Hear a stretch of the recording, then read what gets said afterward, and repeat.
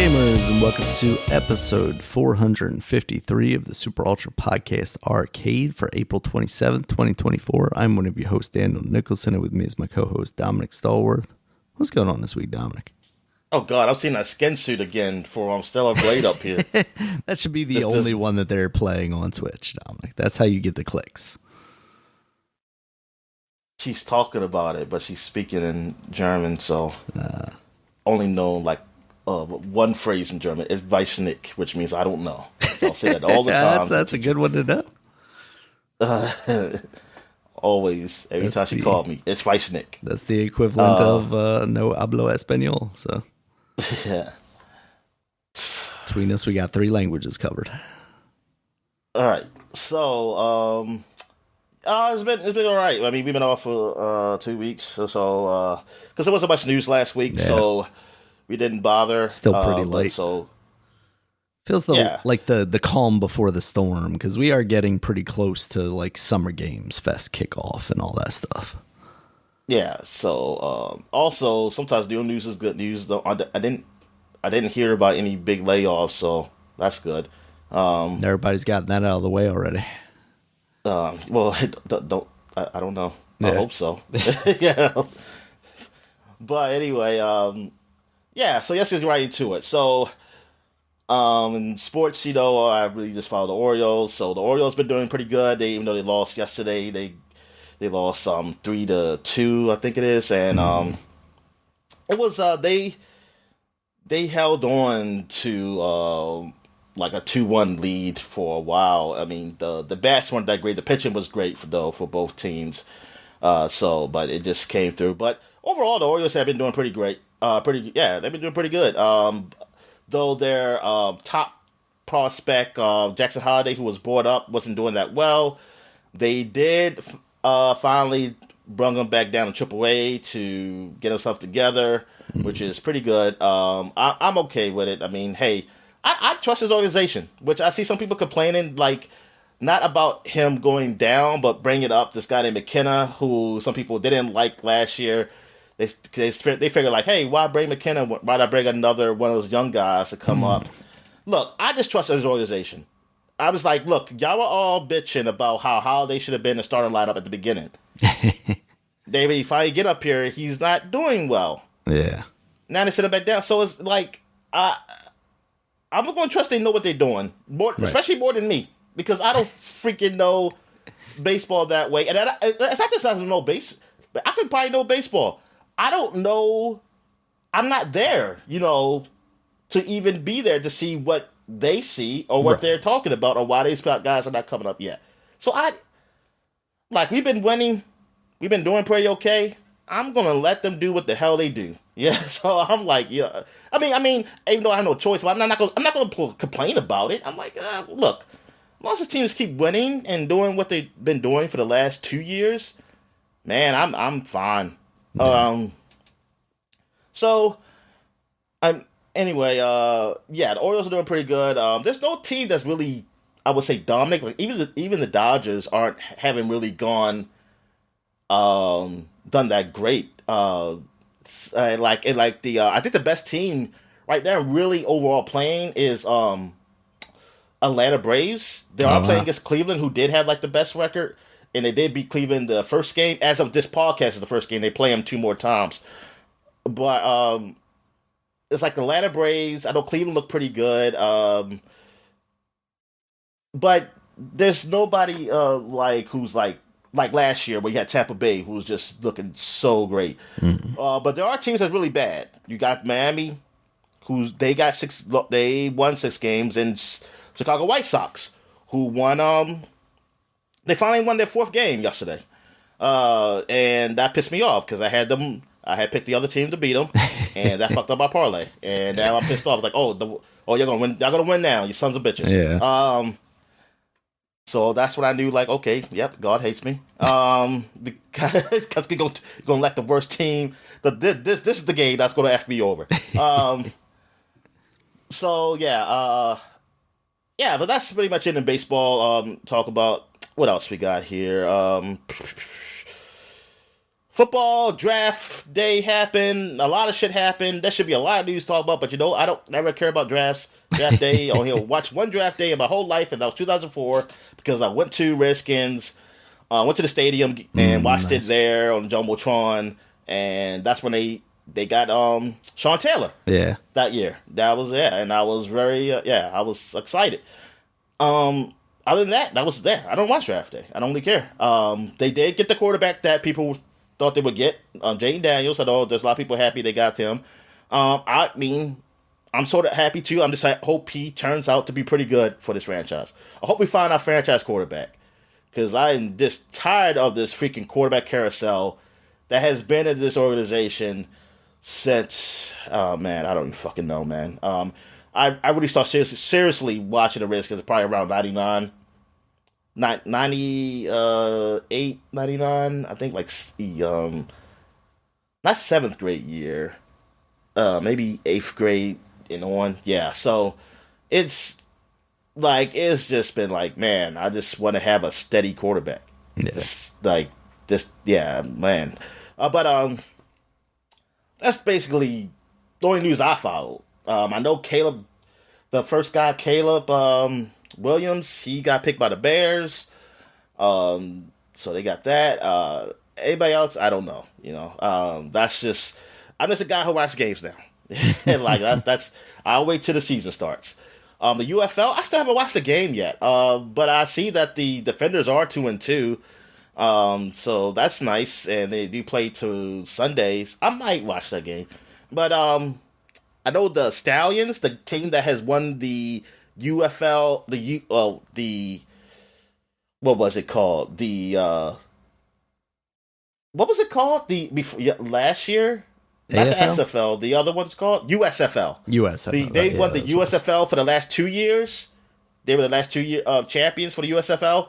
They are undefeated in the UFL, so they even show hey, we're better than the XFL team too. So we are, we are just that great. So yeah, go Alabama, the Stallions. So they're 4-0. I think they're 4-0. Yeah, it's been 4 games so far. And yeah, and I think the other team, they're St. Louis, who is 3-1. Yeah, so. And I was looking at seeing how the ratings were, and they said the ratings are pretty good. They are better than what the other 2 leagues had. Not combined, but both of them had at the time. That's good. That's a win. Yeah, the ratings are definitely up from last year. So that's I think that's good. Because I actually do want it to survive, even though I might not watch a lot of it. I mean, just for people to have more opportunities for playing football and have it a chance. Yeah. Also, for getting into the NFL, because some of these players do. Mm-hmm. They get shown in this league, and then NFL teams look at them. And I think there was like a kicker. Now I don't know what he's done lately, but he can kick pretty far. And I'm thinking he might be if he stays consistent or even close to consistent. Because I look at NFL kickers, they don't don't make everything. Nobody's Tucker. I mean, even just Tucker miss sometimes, but. Nobody, having that freaking percentage like Tucker has that's ridiculous. I mean, he's the best. So I'm like, hey, this guy definitely got a chance to be picked up in the NFL. So yeah. What else? What other sports? Basketball playoffs been happening. I know the Lakers look like they're about to be swept by the champions of last year, Denver. Oh. So that's a little disappointing. I mean, you might win a better game, I mean, with being LeBron is the, known as probably one of the best players ever, and yeah, just to get swept in the first round of playoffs, it's disappointing. And also, it's the Lakers. I know the NFL is pretty mad. It's like, oh, they can't stretch this out a bit.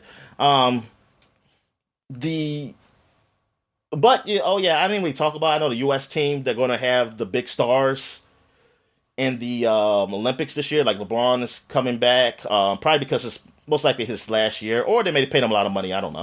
But Steph Curry is going to be in his first one. I believe he was going to be in the one in Brazil, but that's when they had that mosquito virus thing happening. And he was a pussy. Yeah, I said it because other people went. I said it. So I stopped. And who else? Some other. It was some other story. Oh yeah, Embiid, who I don't agree with him being on the Olympic team. He's Cameroonian. Mm-hmm. And I think he could play for the French because I think Cameroon and stuff has something to do with the French and whatever. And I think he was supposed to, but I think he did. He decided not to play with the French and play with the U.S. And I think there was one old ex-French player who was very upset about that, like saying that he shouldn't even be allowed to come to the games. They say they shouldn't even give him a passport to come Oh man. here. Like France should allow him to land to be on the plane to land there because of how he just left. I mean, for me, I don't. Yeah, I don't agree with it though, because I'm like he's not. He wasn't born here, and he's not a official he's not like an American citizen in that way. Like I don't know if he just became an American citizen. I mean, you know what? I don't even know if he officially is. I know his child is because his child was born here, and that was his excuse. His excuse was that I'm doing this for my son because he's American, so he was born here, and I say it I love this country, and I was like, bullshit. You're doing it because you want an easy gold medal. Don't And that's we what all, somebody Dominic? said. Somebody said, you just didn't want to do the grind, like Giannis going to have to do with his team, and Luka Doncic going to have to do with his team. Yeah. You just didn't want to have to grind. Then against the French, they only lost by 3 points, I think, to the U.S. last year. Wow. I mean, I said last year, but Last time, yeah. 2 years ago, 2 years ago, because we started Olympics late for Japan, but they only lost by 2 points in the finals. So I'm thinking yo, I kind of wouldn't be up there for. Look, I'm going for the U.S., but I want to be that. Hey, we beat the best guys. Now you're just getting Embiid, who's a great player, by the way, and it's like, come on, man, you're just loading up, and he shouldn't probably be on the team. And the thing is, well, here's another thing. Maybe he won't play because he is kind of injured. I mean, he is one of those injury guys who get injury prone. So maybe he won't be able to play because he's kind of playing through injury and Still the get that gold playoffs. medal though, Dominic. I want to sit on the bench and get a gold medal. Yeah, maybe he'd do that. Maybe he'd say hey, I just had to play limited time. Yeah, just to get that gold medal. And that is it's just so cheap. It feels so cheap. And that's the thing. It makes it feel cheap. And He is a U.S. like citizen that. as of 2022. So. Oh, yeah. But that's a bullshit way. It's so bullshit. Hey, he finished that quiz, Dominic. He deserves it. Yeah, I'm not saying it doesn't feel the same because we know what he is, but yeah, you know he is. I mean, I don't know. It just feels like probably back in the past, hey, we get some people to be citizens here so we can go beat the Russians or something like that. Yeah, it just kind of feels like because you can still choose. Because even the U.S. citizen, you could choose to play for other places if you were of course, if you were born there or something like that. Because yes, I think Osaka, that's what she did for Japan and something. Even though she was I don't know, if she had to become a Japanese citizen, or she just say her father was there and it allowed her. Honestly, I don't know. That's a good question. But all right. So what that's it for sports. So any wrestling news? All right, Dominic. This was the most exciting NFL draft for me because Tony Khan had just gotten pile drived on TV and appeared on the NFL draft in a neck brace. Yeah, I showed you that clip on Twitter. Yeah. Yeah, so he is fully playing up the kayfabe, even though he's swinging his neck around like crazy. Obviously, he's not injured. But that plays into this. It plays into the whole CM Punk thing that I talked about the last time we recorded. Them releasing the backstage footage of the altercation between him and Jungle Boy Jack Perry, who for a while has been performing in New Japan, is kind of this scapegoat character, basically saying AEW suspended me for no reason. I didn't do anything wrong, and I'm being used as a scapegoat for, why CM Punk is no longer there. So he officially came back on Dynamite, hugged it out with Tony Khan, and then proceeded to punch him in the stomach, give him a cheap shot. Young Bucks came out, they're heels right now, and acted like they were gonna, help out Tony Khan. Like, what's going on? Why would you do this? They're quote unquote executive vice presidents of the company. So they're like, why would you do this to the boss? What's going on? And then they hit their finisher, which is called the Tony Khan driver. Ironically enough, they changed that somewhat recently on him. And it was a good payoff to what a lot of people have been pretty down on releasing this footage. I'm interested to see what they do with Jack Perry now. He was kind of a blank slate leading up to now. They've always considered him one of the 4 pillars of the company, which basically 4 younger guys that really hadn't had any presence on any bigger stage like the WWE prior to AEW starting. And he was kind of the least interesting of the 4. Sammy Guevara gives him kind of a run for his money there, but they at least really did a lot with Sammy Guevara. They tried with him, where Jungle Boy, like, he's won the tag team championship, but that was basically about it. Now with this kind of a roughneck kind of character and teaming up with the Young Bucks and Kazuchika Okada in this new variation of the Elite, should be an interesting way to go with it. AEW in this past week also did have their latest pay-per-view, Dynasty, where they did crown Swerve Strickland as their new champion. So he is the first black AEW champion. So that is, kind of a big deal for them. It seemed like for quite a while there, they were struggling with having anyone, besides kind of just a white guy at the top of their card. So it's awesome to see the transformation that he's had coming in from WWE is kind of really a big prospect. And then just, I don't want to say wallowing in the tag team scene, but it felt like kind of a placeholder for him. And then having him kind of step into the spotlight and now winning the championship is really awesome.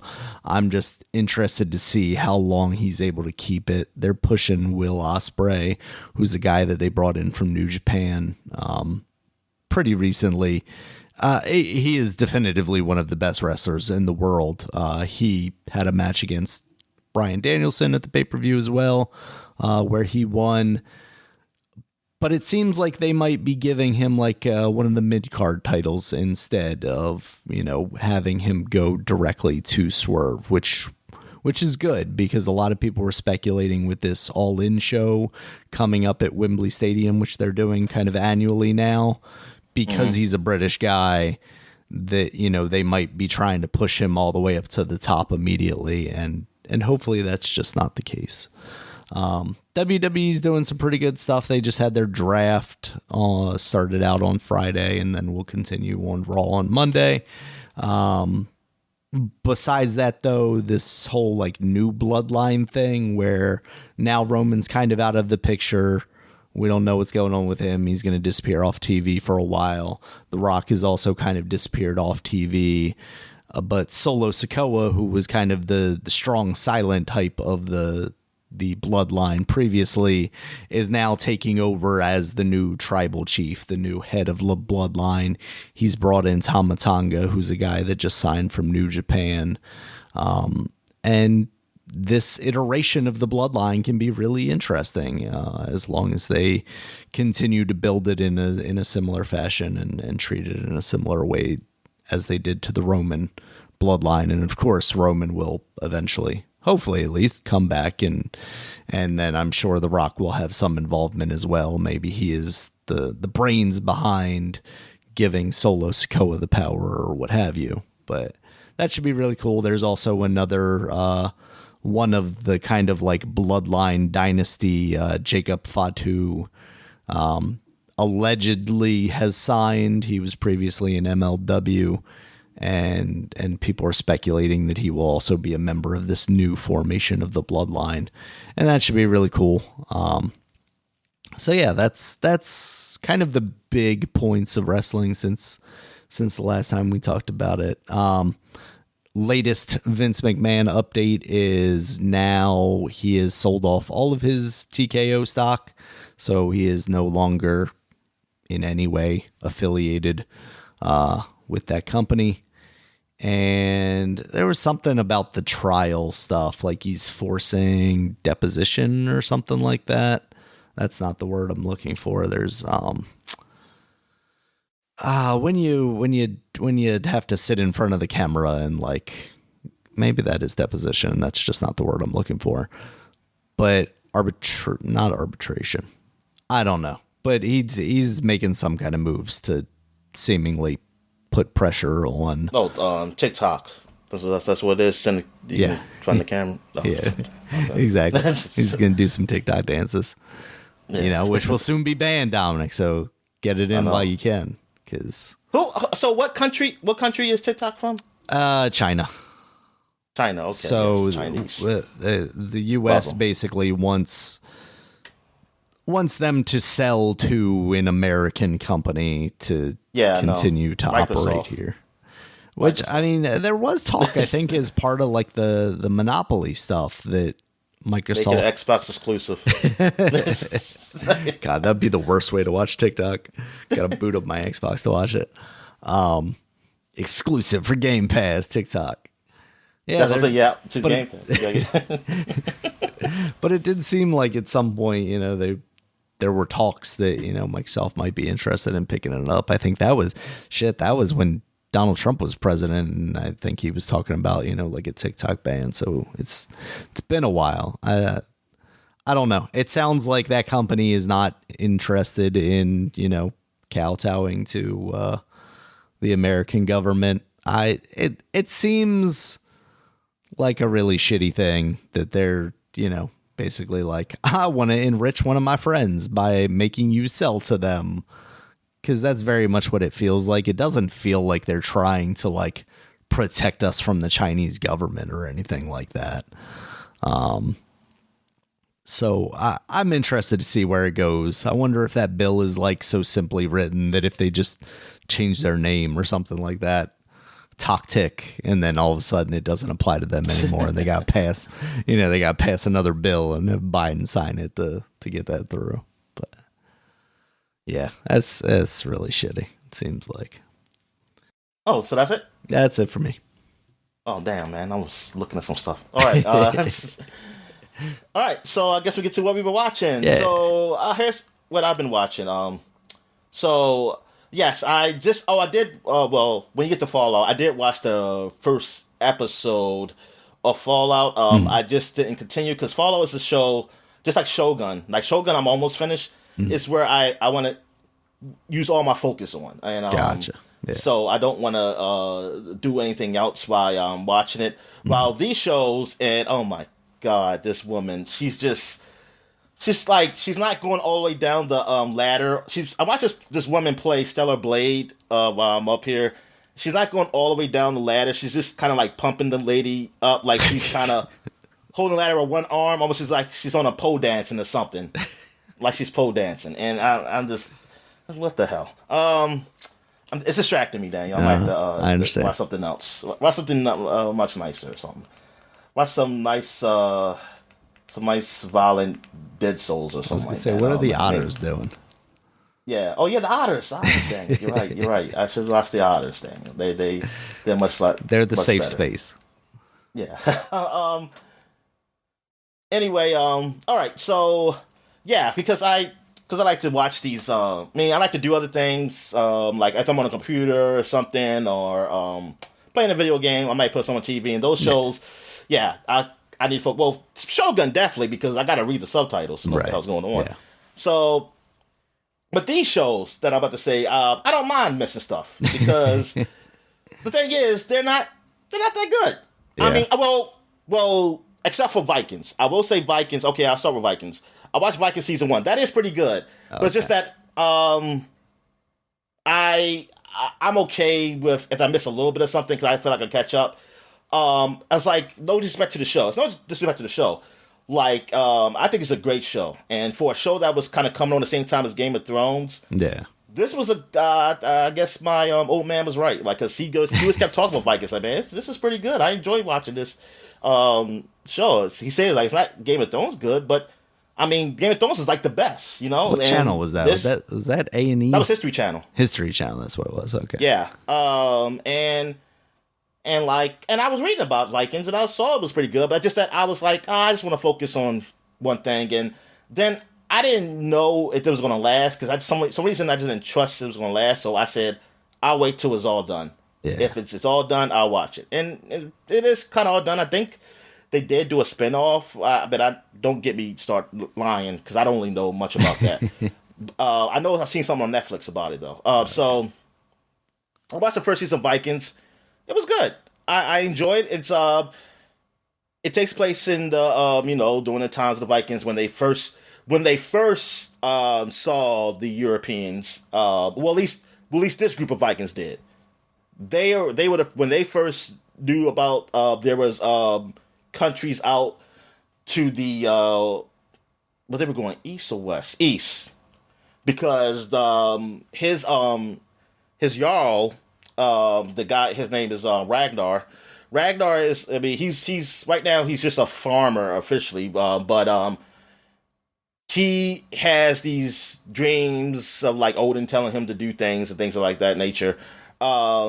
So, and that they need to go east because there is something out there. While his jarl kept saying there's nothing out there. We gone out there before, we can't find it. But he found somebody gave him something like in a trade, I guess, like a compass. So he knew where to go, and then he found it, and then he got more respect. The jarl didn't like that. He took all his treasures, saying, "Hey, you part of my group, so I take your treasures."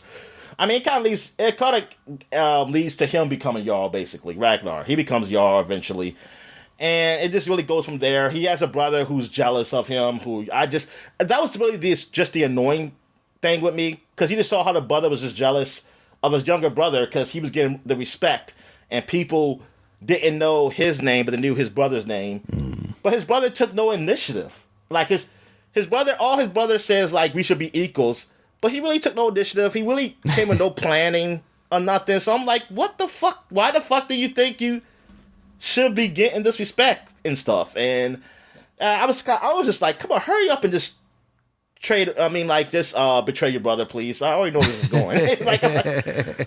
But I was looking a little ahead, like at just to see what would happen. I mean, it turns out that older brother actually turns out to be in a. I mean, I don't know to say the good place. I mean, he's still alive. I was like, wow. Yeah, I'm thinking like, wow, well, good for him. I mean, maybe he got his act together. I don't know. But anyway, yeah, the overall show is good. Like, it almost feels kind of authentic to that time. They have like they are it's not a whole bunch of subtitles. They like when they say, like, when they're speaking with a person of another country, that's when you start hearing like, oh, what are they saying? Like you hear like their language. But when they speak with themselves, they're speaking in English. And then when he had captured one of the monks or something, or priest, something like that, the priest had known his language. That's why he took him, so he can learn about England and all that stuff. So, and like, and then he learned English. That's how he was able to communicate when he got to meet those other people from England, like when talking with them. And yeah, so it's really well done. I mean, it's not Game of Thrones good, but I feel like if you just like those period pieces kind of dramas, I mean, like me watching Shogun, dealing with the Japanese and things of that nature, it's pretty good. It is, it's probably more closer, like, it's like, to me, between Shogun and Game of Thrones, because of the mysticism that's in it. Because he does have dreams. They do talk about gods and this and that nature. Oh, cool. And like, because he sees like premonitions, and then they have seers, which can tell them like the future and things of that nature. While Shogun, even though it's technically fiction, there's no mysticism or something like here. They pretty much keep it authentic, you know. It's like it deals with that time. It's just telling that story of what happens with that time and different interpretation. But it's no like nothing magical or nothing happen, things of that nature. So yeah, it's kind of like in between like that. It's kind of realistic, but it deals with some mysticism. This some, not like more of a spiritual sense, not in the sense of like Game of Thrones where you have dragons and stuff that doesn't exist. So yeah, I mean, I feel like if anybody who hasn't watched the show or was just thinking about watching it, I definitely recommend it. It is on Netflix, so that's good. I mean, it used to be. I don't know if it's on anything else. It might be. It used to be on Hulu because that. So I don't know if it still is, but Netflix has been getting a lot of shit now. Again, almost like back in the old days. They've been getting a lot of stuff, except for the Disney stuff. I think that's probably the only things they're not really getting. Yeah. It seems like everything else from everywhere else though. But yeah, there's definitely stuff I see that's like on HBO Max, and then a couple months later I see it show up on here. Yeah, exactly. It looks like Vikings Valhalla might be the spinoff thing. Yeah, I see. I mean, I saw that. And I think it was that's that the one that had the Netflix thing in the corner? Yeah, that was exclusive to Netflix developed. Yeah. Yeah. All right. So, Power was another show that I remember people would just tell me about the series. Mm-hmm. Now they got like different books series that have come out. So I've been staying away from this because it's just that I was watching all the shows. Yeah. And I know it is a lot of black people. I mean, that's what I hang around with most. But they really like the show. We'll say it's pretty good, and my brother kept saying it's pretty good. Mm-hmm. So I said, okay, I'll check it out. So I did watch the whole first season, and I don't think it's that good. Okay. I think it's okay. Like, the only reason, but the thing is, I want to continue watching it just to laugh at it, really. Mm. To me, it's more just how funny, how stupid these people are. And it's like the criminal, the head guy, he's a drug dealer, and he owns a club. That's like kind of like a front for him, Mm-hmm. But he grew up on the streets and stuff, and he still sells drugs. He says his partner is Tommy, this white dude who looks like Eminem, and even somebody joked about it. And he's the guy who's mostly in the streets though.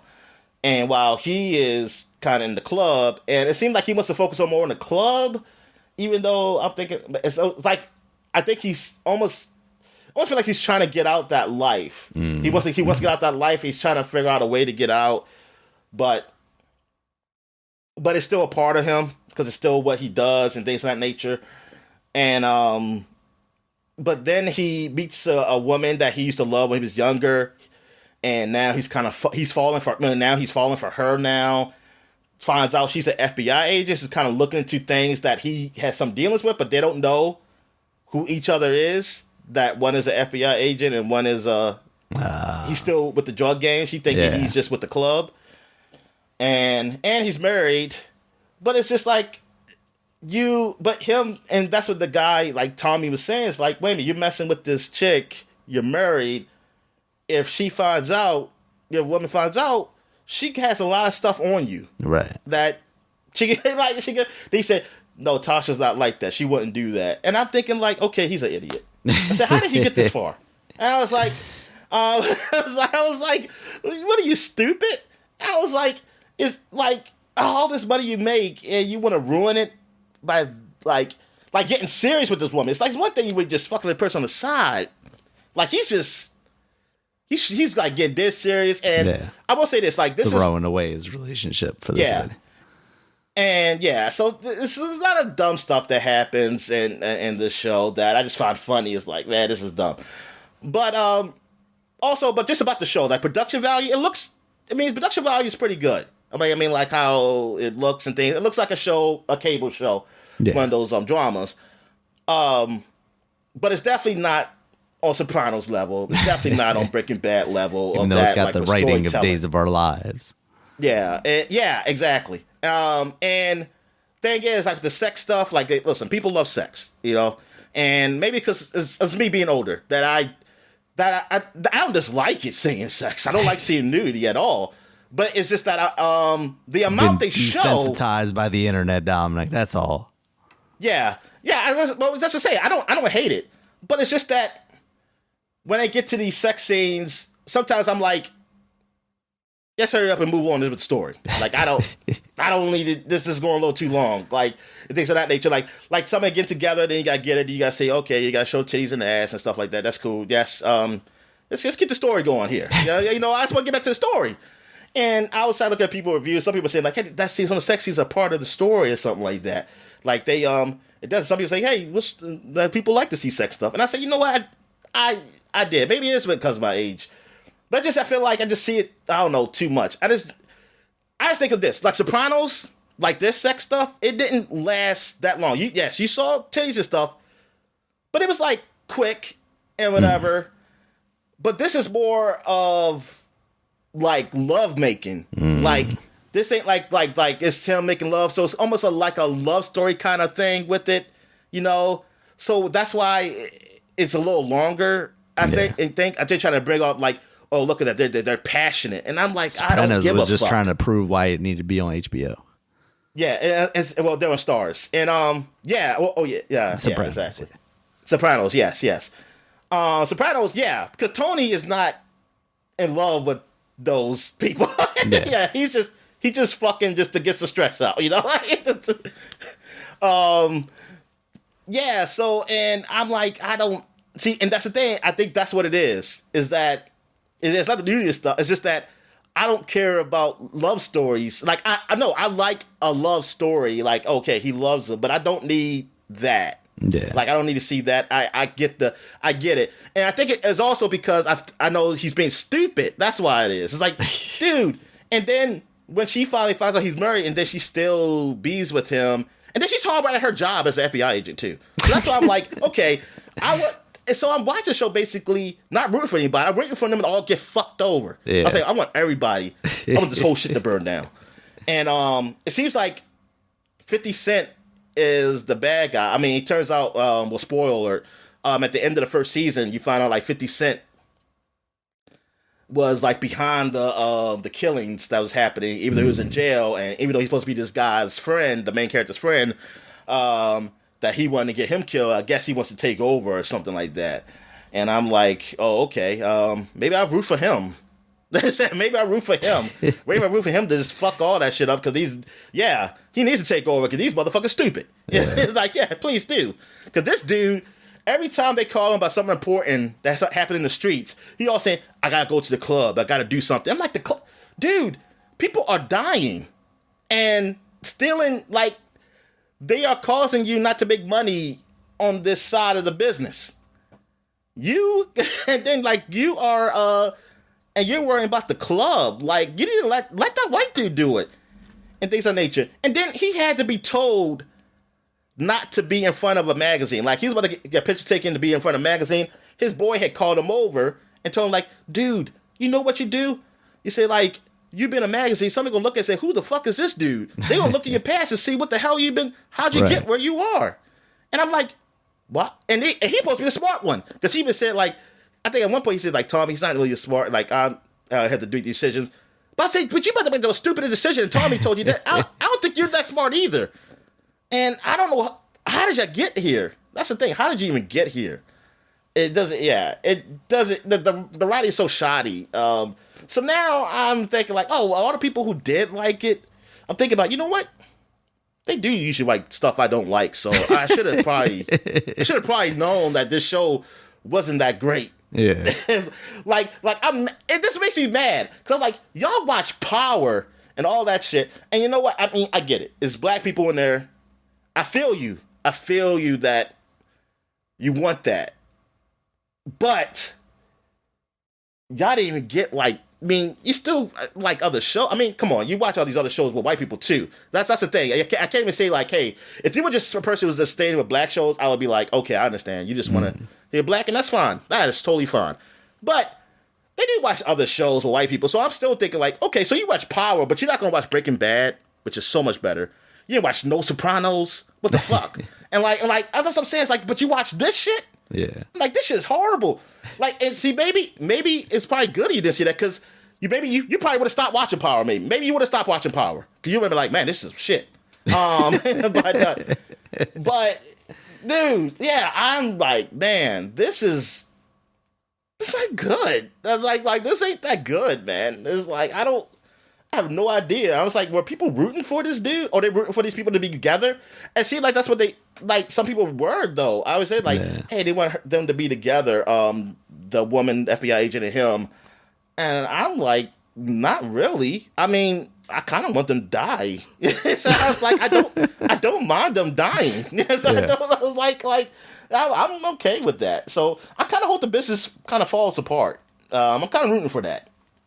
All right, so the morning show. I also watched the morning show. It's okay. The first season was okay. I enjoyed it. It kind of gets the feel of like the whole Matt Lauer situation that happened in real life, and just really? They kind of Steve Carell is almost like the Matt Lauer or something like that. Wow. And I didn't realize it got that serious. Yeah. And then you have like he was partnered on the show with the Jennifer Aniston's character, Alex. So that's when they went and got Reese Witherspoon's character to replace him on the show. And it kind of goes from there for the first season. It kind of deals with the Me Too stuff. But it's done well. That I enjoyed it. I did enjoy it. I know it didn't really get great reviews, but I heard the other season, at least season 2, and I think 3 too, didn't get good reviews. 2 really feel people felt like it really went downhill. It wasn't that great. And based on the first episode, I did watch the season 2 just to see how it was. I didn't feel it either. I'm like, I probably have stopped. I think I would stop with season 1 and say, hey, I'm just going to leave it here, and that's it. Maybe I'll check out season 2 and 3 some other time. But just not now, because I was not getting that feeling of season 1. It's kind of the flow of it just didn't feel the same. And also seeing that he's still around, Steve Carell's character is still around. The way that these viewers were talking about is almost like, why? It was really no reason to break him back. Like, why haven't you even there? I think he does end up dying. Around, Dominic, obviously. But I think he ends up dying in season 3 or died before, I don't know if you see his death or anything. I don't know. But, it's but the first season, I think it was pretty good. I think it was well done. I'm kind of upset that it couldn't keep it rolling on that sort of level. So because they said this season kind of goes all over the place, that it didn't have really a focus, like they don't focus enough. And some people felt that in the first season, though I don't know. I can see what they mean, but I was okay with it. I mean, like I said, it wasn't great. It is one of those shows that some people were saying like, hey, this reminds me of The Newsroom. And somebody said, that's not a compliment. I was like, oh, wow. It's so funny because when The Newsroom came out, all I saw were people liking it. I felt like I was the only one who hated it. Yeah. So when I heard people say that, I was like, oh, so there are people who didn't like it, The Newsroom. I was like, because I was like, Newsroom was just so, I don't know. It just felt like it was preaching to you and so, and you're facing one side. And this, I can see people saying that about this show too, but it was, it doesn't, I don't know. For some reason, I didn't feel, listen, I hate shows that really go woke. Don't get me wrong. Like when they get like, they seem like they're on their soapbox, like CW level kind of shit. Yeah. I hate that shit. So for me to watch this whole season, I'm telling you, it didn't feel that way though. It felt like they done it in a way like they did with Steve Carell's character. Like they go to the past to see how he was. They did a good job. Because it wasn't like he wasn't an obvious slime ball. They make it how he was, like how those type of people make it seem like it's your fault that the shit happened. Because you gotta watch it, but that's the thing. It wasn't an obvious way because the person didn't say no, but you can tell just from his power that he has. why he was able to do what he did. Yeah, but being coerced. If you want to go into like the literal sense of like what shit is, like people say, oh, did he really make you do this? He didn't say you had to do this, blah blah blah. It's like, yeah, he did nothing wrong. But if you're in a situation where you see, oh, okay, I get it. They do a good job with that. They do a good job of making him the lovable sleazeball. Like, I'm just saying, like he knows how to put a nice. He puts a nice persona on. I mean, he makes you a guy who likes you. I mean, I feel like people probably said about Matt Lauer. Oh, absolutely. Yeah. So. It was only you that hated him, Dominic. You were. Yeah. Well, yeah, I hate him for. I forgot why I hated him. I don't even remember. It definitely wasn't that because it was before we even knew about that. I just sensed it, Daniel. I sensed something wrong. You could smell it on him. Yeah, my spider sense was tingling. I said, something's going on.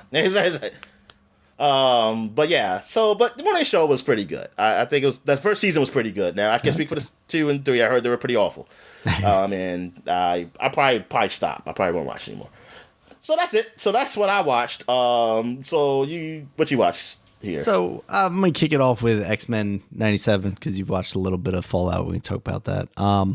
X-Men 97. I'm on episode, I believe 3, going into 4, and episode 3 really kicks things into like high gear. Like it gets off to a pretty quick pace. Is it a weekly show, or do they have all the episodes up there? It was a weekly show, but I think we're pretty close to the end. That's why I started jumping back into it. I mean, I finished off Fallout. That's part of the reason I had stopped. I mean, it was that coupled with the fact that it was a weekly show. I didn't really want to wait between episodes for this one. And now I'm glad I didn't do that because like where it's going now, it feels like it's going to be kind of a sprint to the end already. So I'm interested to see what's next pretty immediately. Cause they're going, I mean, I don't know what the full angle is here. And I don't know like our audience's familiarity with the comics. Like I'm not even really that familiar, but like, Jean Grey, like Goblin Queen, I forget the name of the character, but like, it's some really crazy shit going on, basically. It looks fine. It looks like that cartoon, and is on the same level, basically, as like an Invincible, where it's like they definitely could give some more frames to this to make it look better and smoother, but this is unfortunately kind of the animation that everybody is going with nowadays. But it is pretty true to that original cartoon series. Yeah, man. Nobody wants to do like on Tom and Jerry. And what was that? Just reuse a whole bunch of cells? Oh,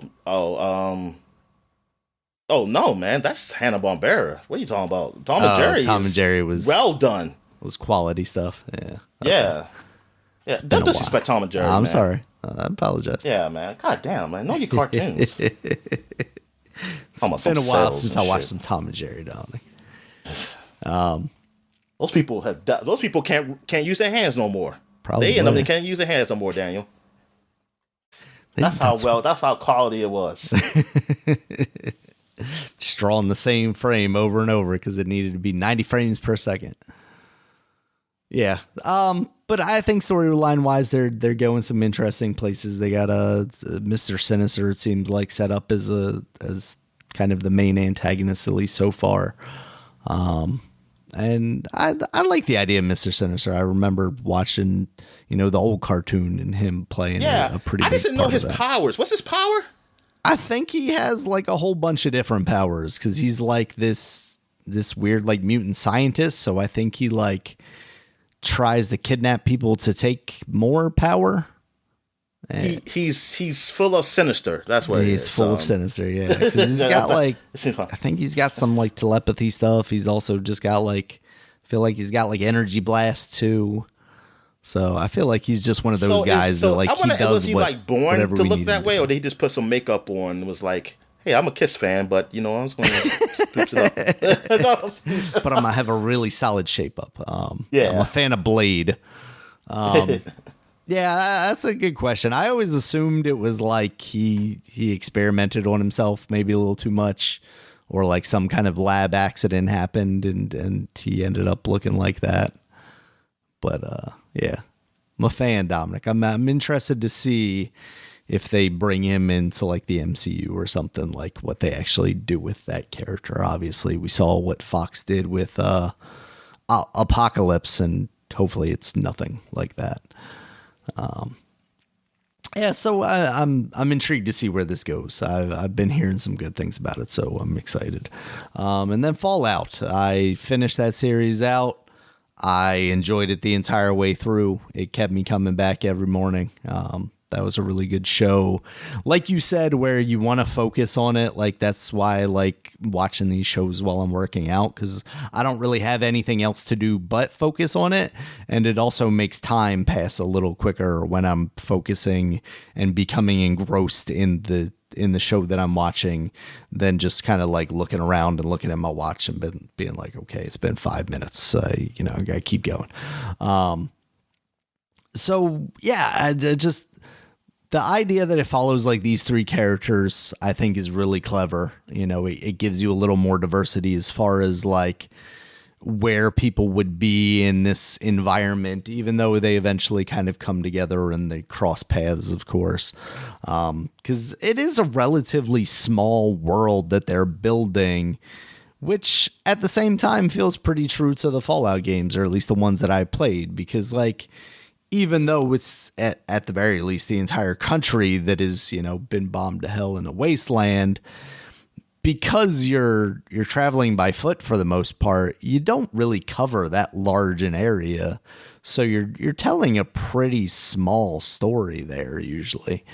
And I think it's true to that. I think visually it looks good. We talked last time about how like the power armor maybe looks a little sketchy, but I feel like that's just the way it's always been. Like, that it's never been something that looked incredible.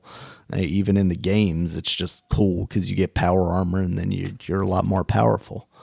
The story that they tell, I think, is really, really clever. I think the writing is well done.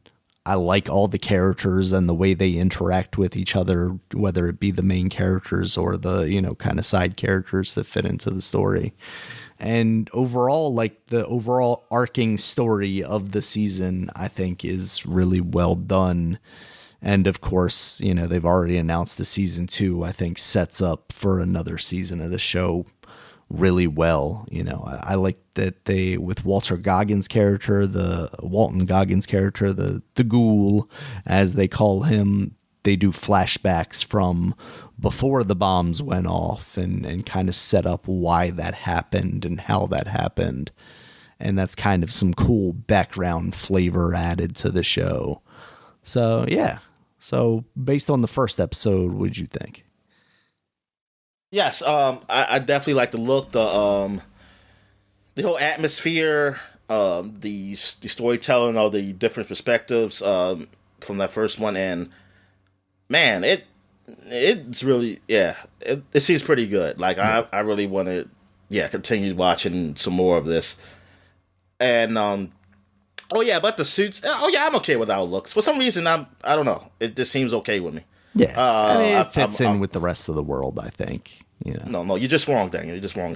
But it's like I was joking. But no, the whole world, it definitely feels like Fallout. Like when I'm watching this, it feels like the game. Like it just. It just seems, it looks like the game, like and it just has the whole feeling. Like, it's pretty authentic, like, for a show like this. That I'm very surprised. It also has like super over the top gore, but it's almost played up in like a comedic way, which the game has like a very similar vibe to it. When you get into like vats and you blow off a leg. Yeah, but it never feels like it's just grotesque for grotesque sake. It's almost like, they're playing this up because it's so ridiculous.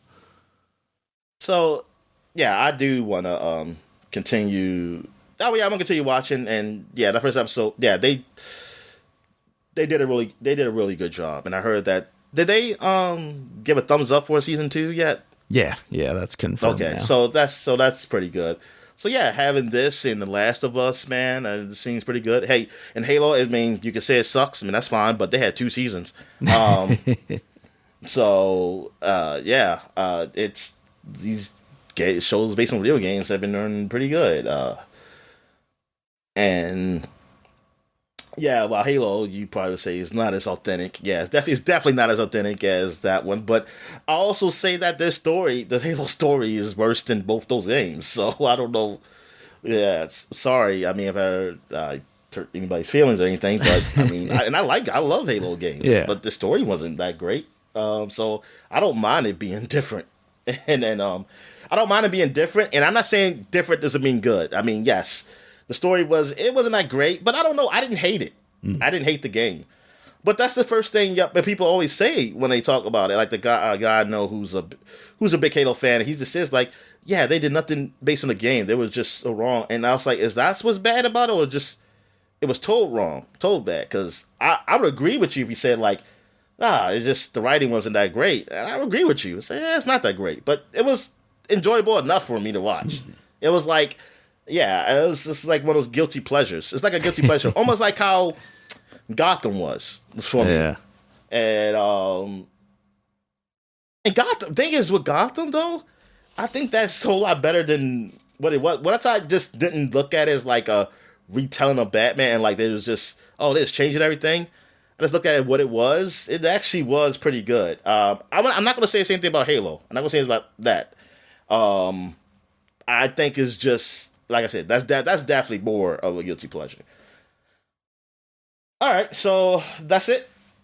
That's it. So we can move on to video games. So what games have I played?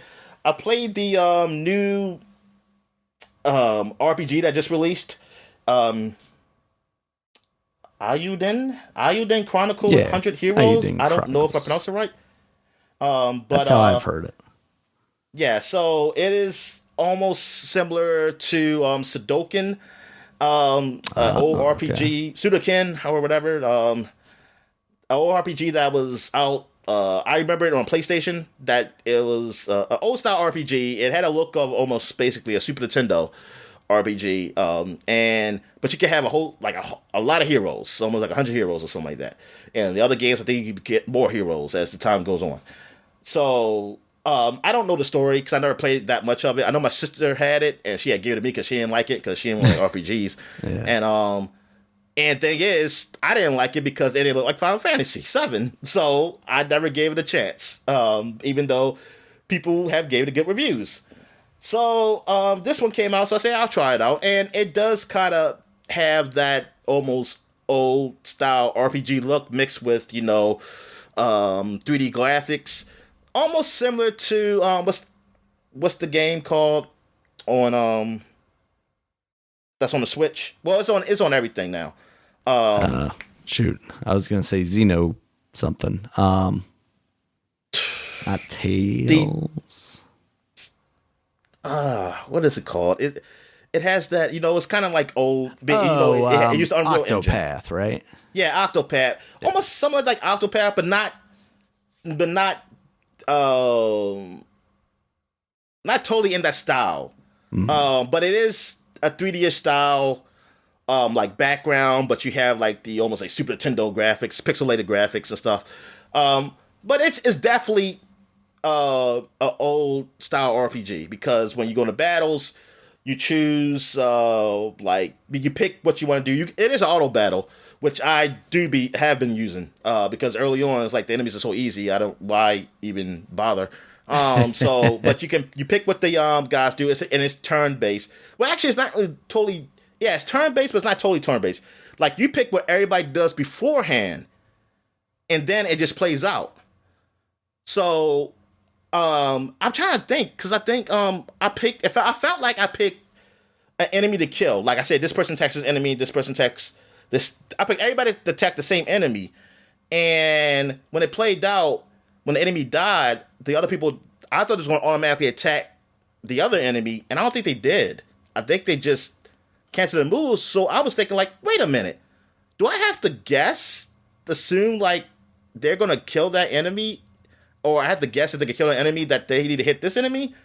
I have to go back to do that but when I do auto battle, that problem never comes up. It seems like everybody just hits. So I have to pay attention to that, because I was kind of playing the game at the same time as watching a baseball game, so I wasn't totally focused. But it just felt like when I saw like, and I didn't see like the enemy do anything to stop my movements, so I was like, why didn't they attack? And I'm like, don't tell me I have to. If I specifically say attack this enemy, that's the only thing they're going to do. So that sucks. Yeah, that sucks. But yeah, they really deal with the old RPGs back in like the Nintendo, Super Nintendo days, even a little PlayStation, and that's what people like. I know some people have some complaints of like they don't like that mode, but there were some fans who were saying like by some reviews saying like, hey, this is what everybody. I mean, the people who like old RPGs, they want this stuff. But then I was like, what this other guy is that, yeah, I felt like they didn't have those type of mechanics anymore because they just didn't have either the time to put those in, or the power to have them in there, or they just didn't think of it, or something. Like it wasn't like purposely not in the game. Like they just thought of better quality of life stuff as time went on, right? And it wasn't like that was a specific design. Like they probably would have had it in that game if they could do it. They had like certain stuff. I forgot what was the complaint, because I'm still early in the game, so I haven't got to a point where I was like traveling around the world. Like I'm still, I did the first dungeon in the game. Gotcha. What else is there? But yeah, the look. Like I said, I mean, I enjoy the look of the game, and it's voice acted too. Oh, cool. It's actually voice acted, which I was surprised. Yeah. Like in the main cutscenes, they do talk. Now, if you're like just walking through town and talking, you have to read. Gotcha. But yeah, I was pretty shocked by that. I was like, wow, they actually really put a lot more work in this game. But yeah, so if you're into old JRPGs, things of that nature, like Dragon Quest and stuff like that, I think you definitely will like this game. I didn't play the other game before this, not much of it that I can even remember. I know I played a little of it, but I can't remember it. And it was nothing like this, though. The one, it was different. I mean, it was 2D, but it didn't feel like a RPG in this sense. I have to look at it again. But yeah, I'm enjoying that. So like with that, and I'm almost finished Persona 4. So gotcha. When I finish that, I'll probably jump right into this. And Yakuza 5 is kind of I haven't gone back to it yet. We'll see if I do. Gotcha. Real quick, Dominic, I'll be right back. All right. So Hero Halibut is the new game that was released that has that claymation look to it. Yeah, it looks neat. Yeah, it looks really good. But I couldn't really get into playing it. I mean, I have to get into a certain mindset, because he walks too slow to me. I think I finally figured out how to run, but he still runs too slow. Okay. But well, what was I playing? Was I playing on a PC or through Xbox? I forget. I did download on PC. Maybe I played it through PC. I think I played it through PC. So it didn't run as smooth as I wanted to. I mean, it was all right. But I'm curious to maybe I might try streaming it on the cloud and see how it plays. But yeah, it's more of a, I guess, a puzzle game. But I didn't really do much. Like I just walked around. I mean, I guess it's a really story driven game. It's not a platform or anything. Like I was kind of just walking around. It looks like you're in some kind of underwater city thing, so you will look like walking these type of pipes and stuff like that, and I guess you work somewhere, and I had lost my badge. I don't know, but it has a certain quirk to it. Like always kind of reminds me of like some British type of shows. I'm gonna say Willie Wallace and Gorman, but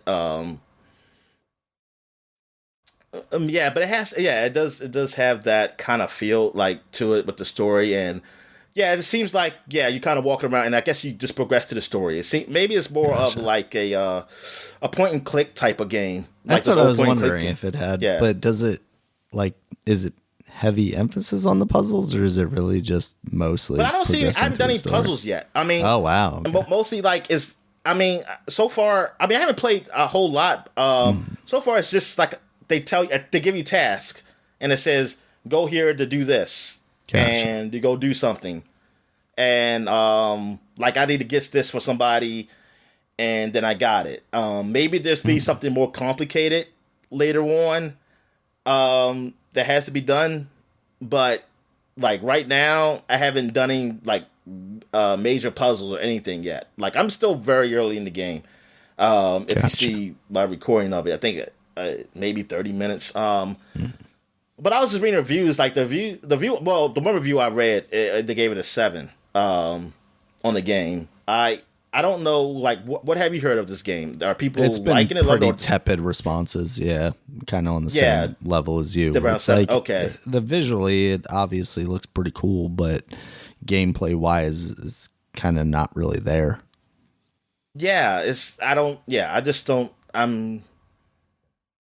I would have to play a lot some more. So it's not really hard for me to judge. Like right now, I haven't really played enough of it, but it definitely didn't grab me and didn't grab me for me to really continue on Right. either. So from the start, so I have to give it a chance. I'll give it a chance and play some more, maybe sometime if I get a chance. 'Cause I'm trying to really finish Persona 4 right now. But I did also try Orcs Must Die 3. I actually played that through the cloud, Mm, and I played a little bit of single player just to know how to play the game.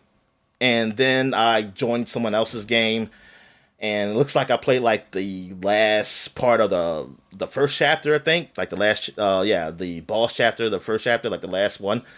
And but we were playing on an easy level, so we did beat it. Yeah, so in this game, it's pretty much like almost like basic tower defense, but you also can shoot your spells and things of that nature.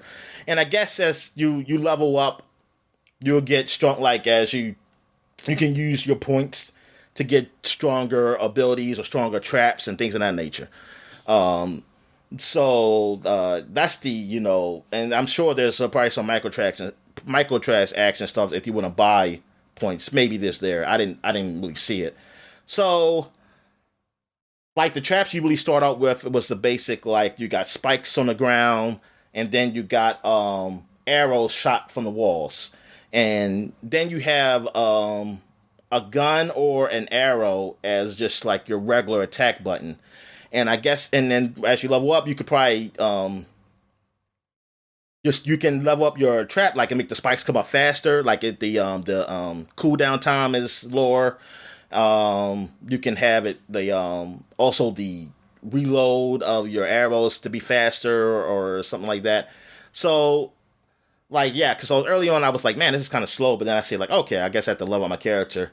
And also, I probably shouldn't be playing on this level with by where I'm at now. But the other guy, he had all like the best traps, so he kind of he definitely helped out. And also being easy was all right too. But it's making it made it a whole lot easier to win mm, because I was dying lot. But yeah, it seemed all right, but it was a lot of lag. Like it was a lot of lag in that game. So I'm not in when I was playing online. Like when I was playing, by myself, it was fine and ran fine. But when I got online, at least in that particular game, I ain't gonna say it's all games, but that game, yeah, man, I was dealing with some lag. But I dealt with it. I just dealt with it. I said I'm just gonna finish. If we die and if we lose, then I'll just leave. But we end up winning, and I mean, it's fun. Like I can see it being fun. It really feels like horde mode, basically. It feels like Gears horde mode. A bunch of enemies come, you get different rounds, and use just like you got traps and stuff to put up. Which I think in later Gears you got to do put up some certain traps and things of that nature. Um, so you fight these different type of orcs. Like they have different abilities, each one. So yeah, I think you can get up to 4 people at a time to play, and the orcs are trying to get to a certain point. So there's some kind of vortex thing, whatever it is, and you just have to stop them from getting there. And like, yeah, I think only like after a certain amount of orcs get into that thing, you lose. So I think we stopped most of them from getting in. And the game it's all right. Like I can see like playing with friends, having fun with it for a bit. Like I don't dislike it. I didn't play enough to get bored of it. I mean, I can see it getting stale somewhat, but I guess also maybe the other stages, make it. Maybe there's some variety to that. I don't know. I haven't looked at reviews. Actually, I have looked at reviews for this game, but that was back when it first came out, and I don't even remember. Like, I don't remember how people felt about 3. Mm. But, I remember playing 1 and thought it was pretty cool. So, at least I got this for free, so I can actually try this game out and play online with people.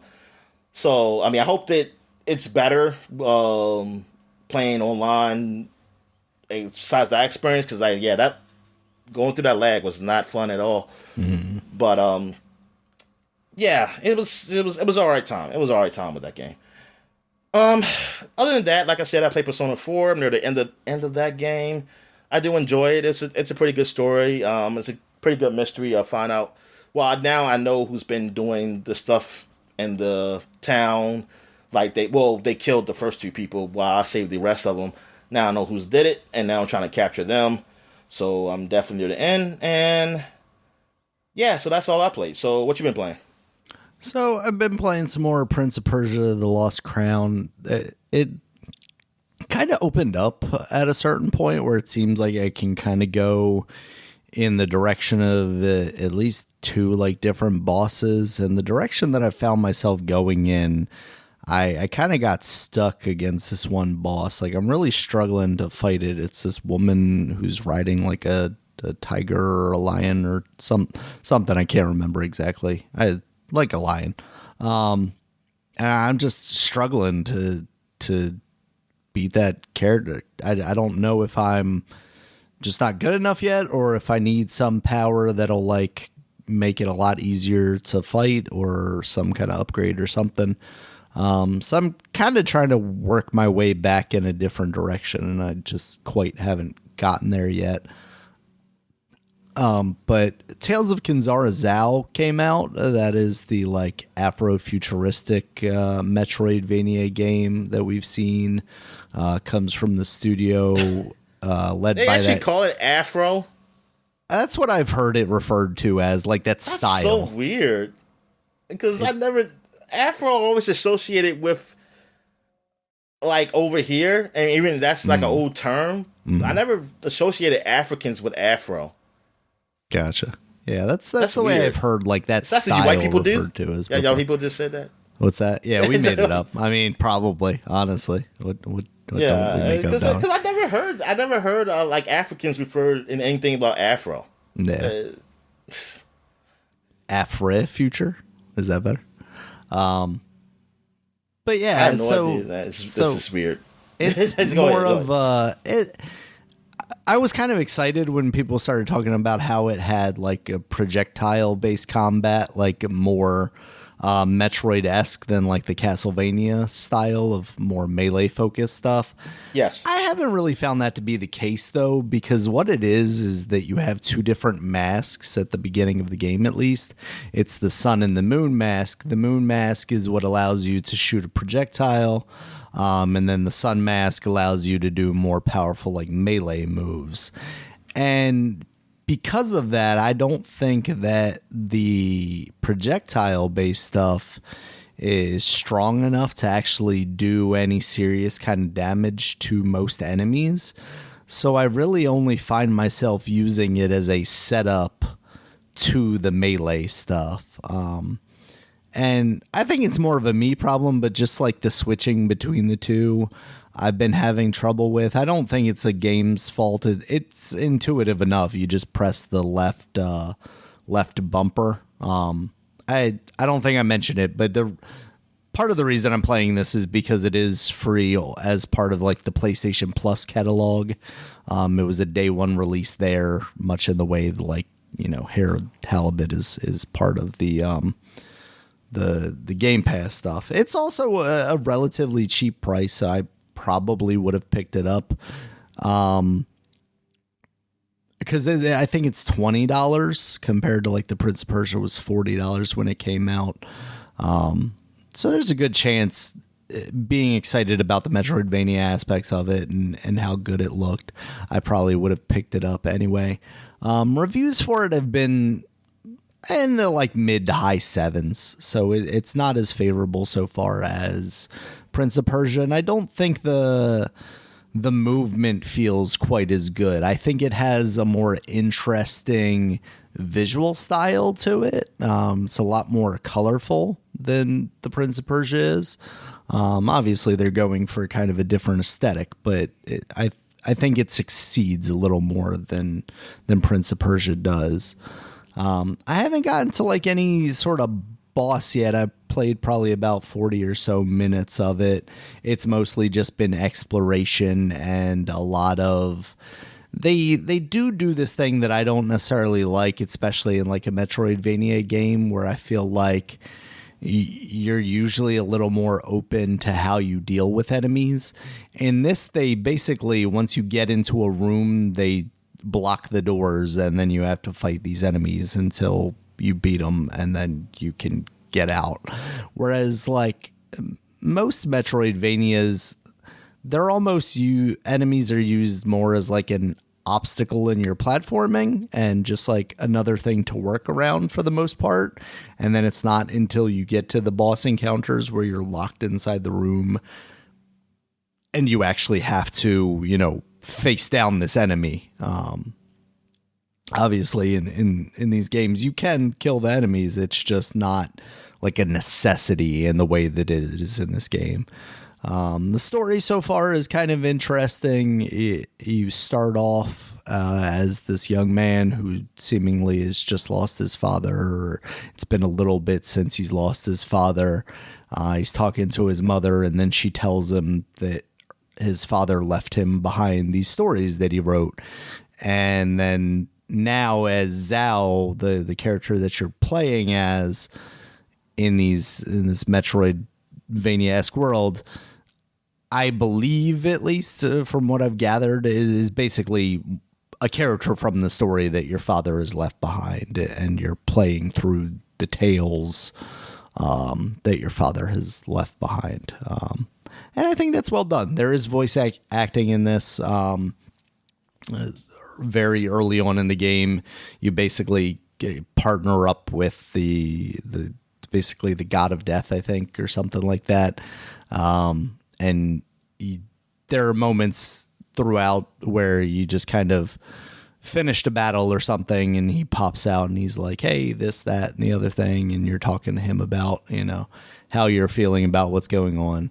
And I think it's very well done so far. It's keeping me going, but I'm not quite as enthralled with it as I was early on with Prince of Persia as far as gameplay wise.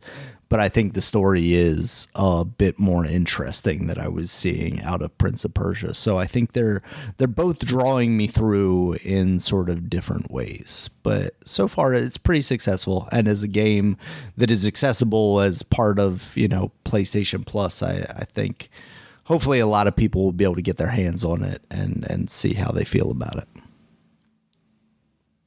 All right. So yeah, compared to Prince of Persia, how do you feel about Tales of? I think they're both succeeding in different ways, basically. Okay. I think Prince of Persia is more successful gameplay wise, and kind of the stuff that they have done to evolve the genre as far as like the hint system and things of that nature. And I think the story and the characters are a little more. It seemed like they'll be a little more fleshed out in Tales of Kenzera, and I think that'll be more interesting in the long run there. All right. So I guess we'll take a quick break and we get back and get to the flashback segment. All right. And we're back. So now we're flashbacking to 2014, 10 years ago. So we got a couple of weeks. Well, actually, I'm just going to do the rest of April because when we come back, it'll be May. Yeah. One of the worst months of the year. It's the best month because it's my birthday, but it's the worst month because it's my mom's and Mother's Day. So I got two things to worry about giving her. I don't know why her mother couldn't just hold out and make her born either push it out early or a month later. But nope. Had to do with this and then screw me over. So I always feel bad when I don't give her a gift on one of those days. All right, so what we got here for the first game? We got Trial Fusion came out 10 years ago. This is the first Trials game for the new systems, right? Yeah, I think so. Yeah, so I don't know if it was it might have been playable for the previous gen of this too, but yeah, I know this is the first one. You know any more about this? Because I didn't even play the first Trials. I played this one after getting really into, I think, just Trials Evolution. That was the first like big hitter one. This one takes it in like a more futuristic vibe to it, environment. It was kind of neat, but I think it didn't really do much in the way of like evolving the series. So like having played quite a bit of Trials Evolution, I just never spent a lot of time. I think they added like a trick system too, but really for me it was just about getting through the levels. I was never really interested in like the points or the scoring or anything like that. It was just the being able to get through a level that did it for me. So that stuff really didn't do anything. All right. So what else we got here? We got Hitman Go came out on the iOS. So tell me about this, Dan. One of the few like iOS style games that I feel like is worth talking about. But for me, like I was never a big Hitman guy, but they really took this in a very clever way. It made it into like this turn-based strategy sort of game where you would move around this essentially like a board game board and try and take people out from behind as the Hitman. And then, you know, as you went through, if you snuck up behind everybody, then you took them out, and then it was like pieces from a board game. You would throw them off the board. It had a very neat aesthetic. They ended up doing like a Lara Croft Go for Tomb Raider or Tomb Raider Go, whatever that was, where they did a completely different aesthetic for it. But yeah, this was the first kind of like Hitman I really got into. And as like phone games go, it's nice because it's not like action based really. You're not having to worry about like these virtual controls like a lot of the games, and it was really designed specifically for a mobile device, so like it made a lot of sense intuitively to work as a touchscreen. Yeah, I remember I played a little bit of it when it finally came on Android, and yeah, it was pretty cool. Yeah, I really liked it. And that's when they started really making those other Go games. Up there, like the Lara Croft Go, and what was the other one? I'm trying to think. I think they did do a Deus Ex Go at some point, but I think that was like after they were spawning too. Yeah, after it was big, you know, on the downturn, basically. Well, so that's technically it for 2014. I mean, there was a lot of games that came out these last 2 weeks, but they're mostly either they weren't really worth mentioning, or there were games that were re-released, you know, on other systems that we mentioned before. So now we move on to 2000. Oh no, I'm sorry. There's one more release for 2014. Brawlhalla was released 10 years ago. Technically, this is the early access though. Okay. So that's why I was kind of questioning, should I even mention this, but the way that Brawlhalla is that, you know, you kind of just keep buying new characters, you know. I mean, it's still huge. So, it's never been for us, but it's amazing how the longevity on that game. Yeah, exactly. So, I think now the way games are really done now is almost, maybe early access is fine for some of these games I mentioned when they came out. So, Brawlhalla, yes, it first came out, and yeah, still popular today, man. Just especially for anybody who doesn't have a Switch or not playing, you know, Smash or Switch or anything, this is definitely another option to play a game like that, and yeah, man. And plus, with all the characters they get and um, they add to it. I mean, I think that's pretty neat. That's pretty cool. Like, yeah, I didn't think this would be something that would last. I mean, I thought it would be there, just go away, honestly. And man, was I wrong? All right. So now we're going 20 years to 2004, and 20 years ago, Hitman Contracts came out on the Windows and PS2 and Xbox, and so this is one of the sequels. I mean, there's been multiple, but this one feels like it was what the hell? Mean like what? I mean, it got okay scores. Okay, Yeah, why it did was you have this up here? relatively Because well received. What's that? yeah, it was okay. I mean, I see 74 on PC, 80 for PS2, and 78 on Xbox. Like critics, they praise it for improved gameplay elements, graphics, and soundtrack. Darker tone with this one. Although Greg Cassavan liked that some of the missions from Hitman Codeman 47 are featured here with graphical enhancements, he did feel it was a cheap move. He criticized the normal difficulty in the game. He felt it was too easy and that players can take the mass murderer route with little to no consequences. Oh, That's why it's my favorite Hitman game. Yeah, I mean, I haven't really gotten into the Hitman series, so I can't really speak much to it. And I know you didn't really like it. You said, Yeah, it wasn't my favorite. but I guess you're saying this was one of the well received ones. So all right, so yeah, Yeah, it was there you go. relatively well received. We didn't have really much else to talk about, so I figured we'd throw that in there. Oh, okay. I mean, also, here's a big game that came out: City of Heroes. This was the Yeah. superhero game where open MMORPG that came out where you could be heroes. There weren't licensed heroes or anything, but I heard good things about this game. Oh That you yeah. create your own guy. Yeah. You create your own guy. I used to look at it. I should be like, yeah, this is something I wouldn't mind trying, but I didn't have a PC power enough to play anything like this, or I didn't have an online. Like my online was dial up, so I was like, I had no steady online either. So, Yeah. but yeah, I seen like I read it in Game Informer about this game. I thought it was pretty cool that you had this world that you could do these missions and stuff like that. And then of course Mhm. later on they did City of Villains, where you could be villains and things of that nature. So that was pretty neat. And I think I actually did try this game out years later. Oh Now I yeah. don't know Okay. if it was City of Heroes. Was it what was something they did after City of Heroes and Villains? Was it something else after that? Let's see. Cryptic Studios. They did a Star Trek Online, Champions Online, Champions. Neverwinter. I think it was Champions. Because isn't that kind of hero-ish look too? Yeah, it looks like that one's tied into Marvel actually, in some way.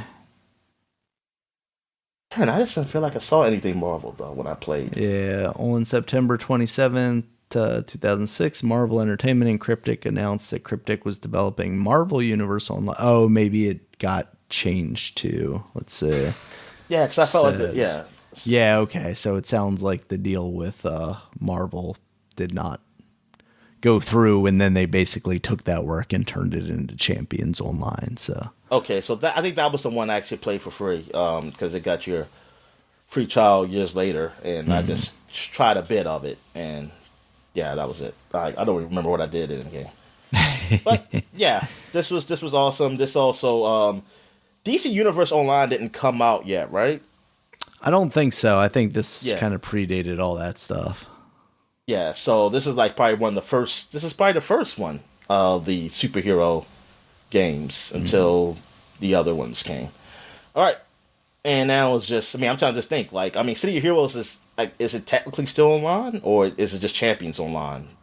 Let's see. They closed the game City of Heroes and Villains on August 31st, 2012. Okay. Yeah. So, I'm trying to think. DC is what other hero online game is there? I don't know that there is anything else. Yeah, that's what I'm trying to think. I just know that. I mean, unless Champions is still on, that's the only other one. I think Technically, they are. Let's see if they have an active website still. Well, it's not the first thing that comes up if they do have an active website, so they need to get better SEO or whatever. Champions Online. Does that count as a superhero game? The what's it called? There we go. Is it ABK, whatever it's called? The one that's like Oh yeah, Champions Online's still going. So okay. They should throw the what's the Amazon one on there? The Boys license on that. Oh, what's the one that was the guys who did oh man, Crackdown. What's that one game they did that was on massively multiplayer? It was like an acronym. Oh. Yeah, what was that? I said ABK, but I don't know. APB? Yeah, APB. That's what. Yeah. Well, APB. That's an old game. I know which one you're talking about, but I can't. Okay, no, yeah, they did APB Reloaded, All Points Bulletin.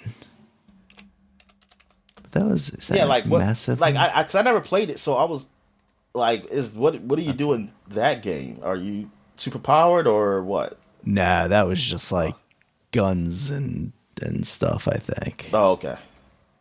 Yeah. Well, that game's still going now. All right. So it's amazing how some of these like MMOs can just keep going, even though like why? Like, it's fun. I say that because like you have all these games that are just like multiplayer games that get canceled and they shut the servers down because like, you know, the player count's not where they want it to be, so it's costing them money or something like that. Meanwhile, like these MMOs have to be costing these companies money, right? Like, yeah, that's what I'm saying. I was like, are these people buying stuff that just really? Maybe that's it. Maybe just the people that are still playing are like whales, so they're like, you know, buying these big skin packs and whatnot. Yeah, it is amazing. I don't know. All right, so what else we got here? We also got Marvel. I said Marvel. Mario Golf Advanced Tour was released. This is the Mario Golf game for the Game Boy Advanced. So You said you mostly played color, but did you play this one? I'm sure I did, especially with how much I loved color. But it's like I was telling you before we started recording, like for some reason it just did not form a memory in my head in the same way that color did. Because from my understanding, it's an RPG much in the same way that color was. And that's what was so cool about it. And for some reason, like, it's just like this blank spot. I'm looking to see if it's in my collection. And if not, I'm going to, you know, maybe revisit it because I don't think it's on the Switch Online just yet, if they are ever going to add that. Yeah, but I'd like to go back and maybe kind of spark some memories or something. See if anything goes like, oh, yeah, I remember this. Oh, okay.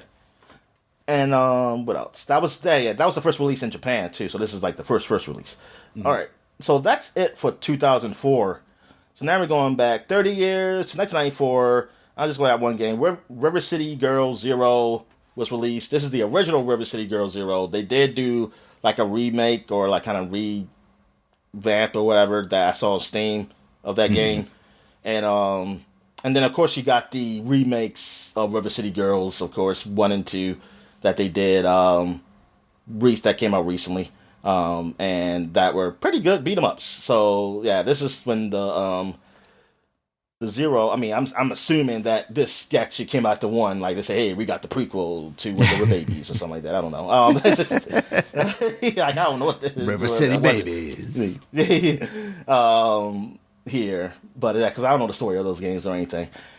I know there was a game called River City Saga or something, and I saw that and I was like, "What is this?" And I mean, I didn't think it's like a whole big River City franchise. I guess there is like this. Yeah. Honestly, I always thought like the more recent River City Girls was just like a play off of, you know, the River City Ransom and that's whatnot. what I thought. I didn't realize that it, you know, went back all these years. Yeah, I didn't think it was like there was a game, that it was. I thought, the That River is City based Ransom off was the of. game, and Yeah. then they just made this River City Girls, and that no, this is actually a game that actually came out a long time ago. I Yeah. was like, oh, it just didn't come out in the U.S.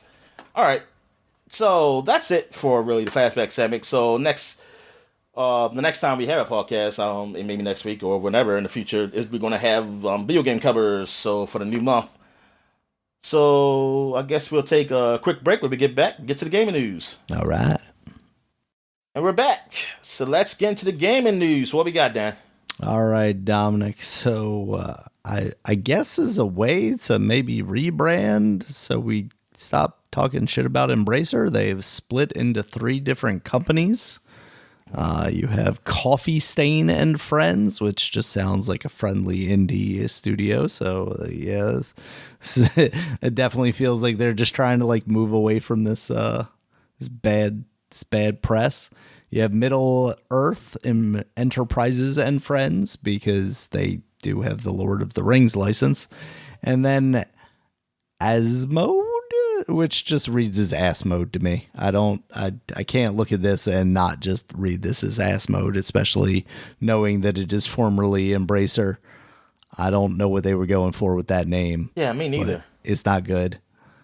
I just find it hilarious that they have screwed up so royally that they're just like, you know what, we're just gonna break this company up and we're gonna try this under a different name. Maybe you guys won't remember that we were Embracer. So the Middle Earth, they got the Lord of the Rings license. Yeah, So for the books, I think it is. for the books, I was about to say. So it's Yeah. still that situation with the movie license and the books license, like they Yeah. had forever now.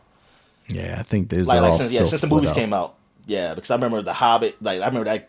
I think it was Traveler's Tales did the Hobbit game when the movies were out. They say, "Oh, it's based off the books." And Yep. while EA was saying it is based off the movies. It is Yep. based off We the got movies. Ian McKellen very lazily recording his voice lines, Yeah.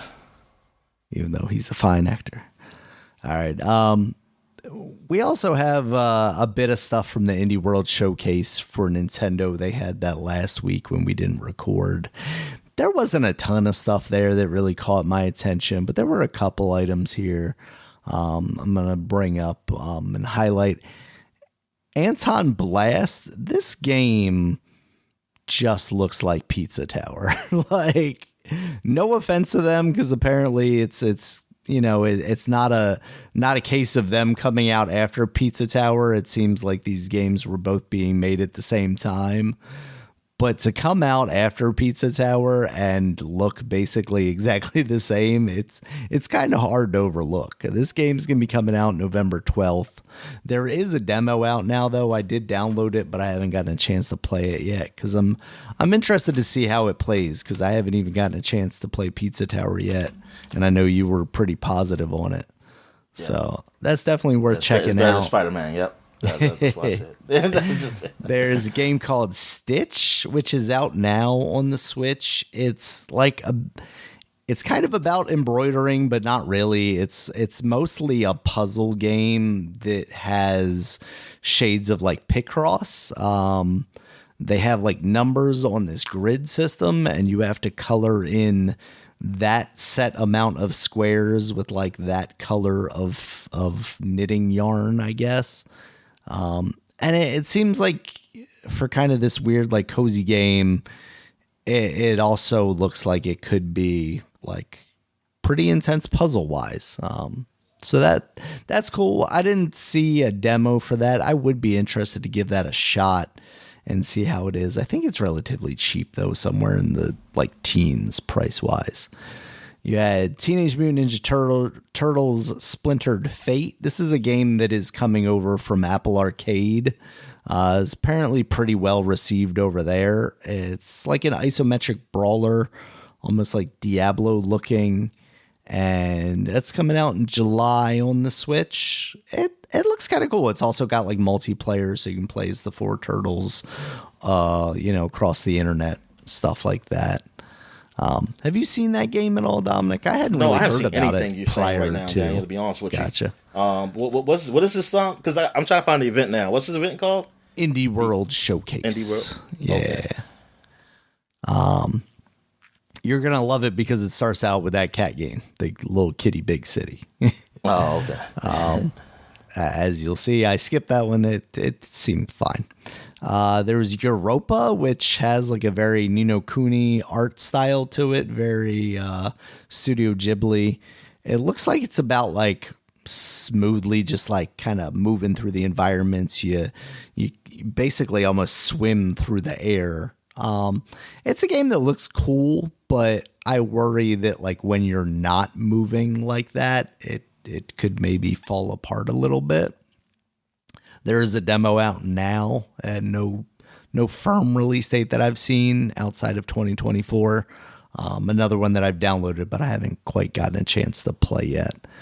And then their like big moment was SteamWorld Heist 2.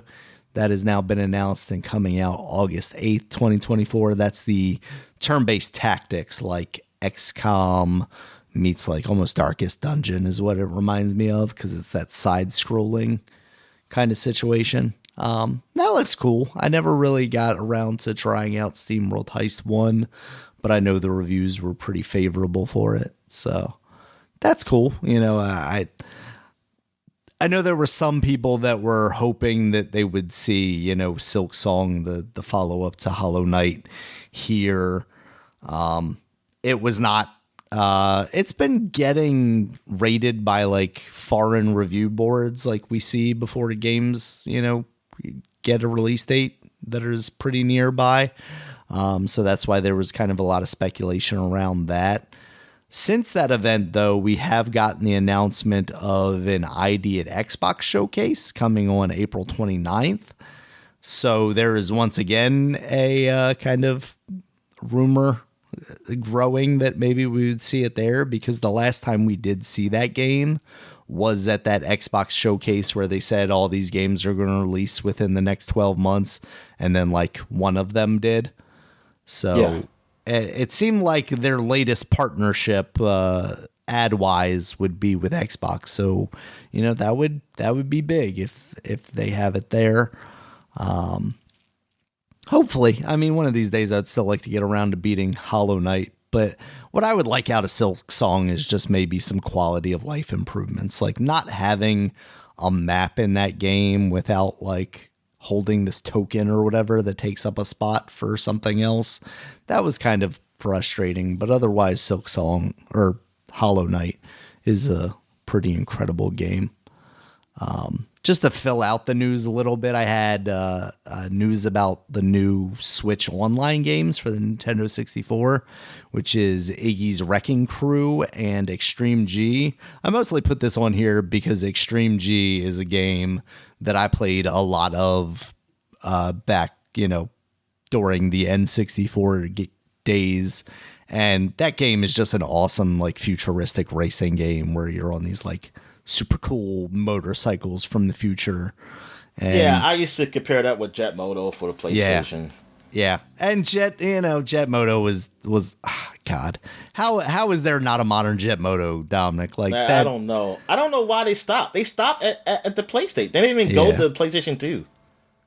I don't know if they just thought it was like that's part of like the extreme generation when like skateboarding and the X Games were super hot, but like it feels like a game that could still be getting releases right now and be doing pretty awesome. It also feels like a game that could have very much died off in the PlayStation 2 era with a very low quality iteration, but it's time. Bring it back. Bring back Jet Moto. Put all the Mountain Dew billboards in that game. All right. Let's see. Next up, Dominic. Any thoughts on Iggy's Wrecking Crew? I remember the cover from like Blockbuster, but I don't know that I ever actually rented that game. Are you familiar with that one at all? No, I'm not. I'm really not. I had to look that game up to see. I think I might have had like a poster from a Nintendo Power 2 that I never hung up. Is it Iggy Wrecking Ball? Yeah, Wrecking Ball. Oh, okay. It's this like Daniel, I've green never seen this circle. game in my life. No? I ain't never seen this game. Gotcha. Because I'm looking at this, looking at Iggy right now, and I've never seen a little dinosaur monster. Yeah. And that thing definitely sticks in your memory. I mean, that's a nightmare you can't forget. But yeah, that's kind of a racing game as well. You know, you bounce around as these little balls with different features. So you have to hurry up and get to like a certain point on the stage. Yep. Okay. Yeah. All right. Okay, yeah, I'm seeing it now. Yeah. It looks pretty Next up, we got Fallout 4. We talked, I think, last week or last time we recorded about how they were working on getting Fallout 4 Steam Deck verified and how they were doing this whole like next gen update. Some people are not happy about this update because it has broken a lot of mods. Apparently, one of the mods that it breaks is the script extender that a lot of other mods rely on to function. The developer of that is saying that they're working on getting it back, but you know, it might be kind of a long road to hoe. They don't have a date for that necessarily yet. So that's unfortunate because I've heard a lot of people say that Fallout 4 on the deck is not, you know, like they didn't really do much work to make it Steam Deck verified. All they did was get rid of the launcher, which really I'm sure you could probably still play that game on the Steam Deck, even with the launcher kind of interrupting it, as long as you could button through the launcher, which I'm pretty sure you can with just the touchscreen. So that's unfortunate that they kind of went the lazy route. There's also rumors now I saw on the leaks and rumors subreddit that like Microsoft's pushing to get Fallout 5 out. And it's like, oh, really? Yeah, you think so? With like the success of the show that they would also like a game to go along with it? Yeah, surprise, surprise. The unfortunate thing is, you know, I don't know that that's happening anytime soon because they've already announced that the next thing that they're working on was Oblivion. So like... Oblivion, you mean Elder Scrolls? Yeah, sorry, Elder Scrolls. Yeah, and like this would have been the perfect opportunity to Obsidian another shot at like New Vegas 2 or like get somebody else remaster since they're working on since they're working on Elder Scrolls. Mm-hmm. Give it to something else. Yeah, maybe it doesn't have to be a Fallout. Now you have Oblivion working on Avowed, which is a fantasy thing, and then you're going to have Bethesda working on, you know, the Elder Scrolls. I feel like you're really, you know, locking into that one market when you could have diversified a little bit, especially knowing that the show was coming along and that you would want to kind of capitalize on that. But I don't know. These big companies, Dominic, they know better. Give it to Rare. Let's see what they do with it. Yes. Give it to Rare, who can't do anything except Avatar clothes now. All right, next up, Dominic, and this is the last one I've got. BlizzCon 2024 has been canceled, which is kind of crazy because we are in the 30th year anniversary of Warcraft as a series. But apparently Blizzard does have worldwide kind of in-person celebrations planned for Warcraft, or not World of Warcraft, just Warcraft. It's Microsoft's fault. It would have happened if they weren't bought by Microsoft. I mean, I kind of wondered if that was part of it when I first saw the stories of this. It's like, yeah, why would they just have their own convention about this thing? But I guess technically they still do IdCon, or what is that what it is? Yeah, because the Doom and stuff like that. QuakeCon, that's what it is. QuakeCon, I knew QuakeCon. Yeah, I was about to say IdCon. That's just. But I almost feel like they took a year off shortly after the purchase of id for QuakeCon too. Of course, that could have maybe been COVID related, but yeah. So I never understood, especially when there are other companies out there doing this kind of stuff like PAX and of course there was E3, but we don't really have that anymore. Like devoting the resources to these kind of conventions, you know, it seems like such a large expenditure for the most part for, I don't know what kind of gain you get out of it. You know, because they, even like Firaxis, you know, being here in Baltimore, they had FiraxaCon literally 1 year. And I don't know if that's just because that was a year where they had a lot of games coming out and they thought, that would hit it off, but it just seemed like, I don't know, was it worth it to rent this space in the convention center just to have these people come out and check out your games? Did you get the word of mouth that you wanted? So, yeah, all right. yeah. I mean, I never understood it either, but I just think it was a time because game was niche, so it was cool to have those conventions. I think gaming has changed to something really big and huge and expensive that. Yeah, now it's like, what's the? Yeah, you see, you're looking at it as a money, what? Hey, what do you get out of this? When there was more to get out of it back then, because even just like a sense of community, because you're right, because of like how niche it was. Getting like-minded people in the same room was a lot harder, so you had to physically, get a space. Now you got online, the online space is like everybody uses it. Everybody's online talking about things, so you kind of can get that. I mean, it's not the same, but you can get the feel of what people want and what people are doing. And 90% of the people online never even felt that sense of community, so they only know online, Dominic. So they just think it's the same thing. We know the holes that we're trying to fill. All right, Dominic. So that was the news from these past couple of weeks. Like we said, it's been pretty scant. So, there hasn't really been a ton to talk about in the world of gaming. It really feels like the calm before the storm as we get closer to the summer Keeleys. And hopefully we'll see some big stuff out of that. Obviously, get some more the Switch 2 stuff. Get some more of these, like I said, I think last podcast, some of these Activision Blizzard games to come on Game Pass, man. Damn. Yep. That's all we need right now, Dominic. We need Activision games on Game Pass, and we need Nintendo games on their online thing. Just let's fill out these collections here. And Sony can get Jet Moto if they don't already have it on PlayStation Plus collection. Now I'm wondering, Yeah, they need to bring back Jet Moto, and Nintendo needs to bring back, what's the jet ski one called? Why am I just blanking on it? Yeah, a Wave Race.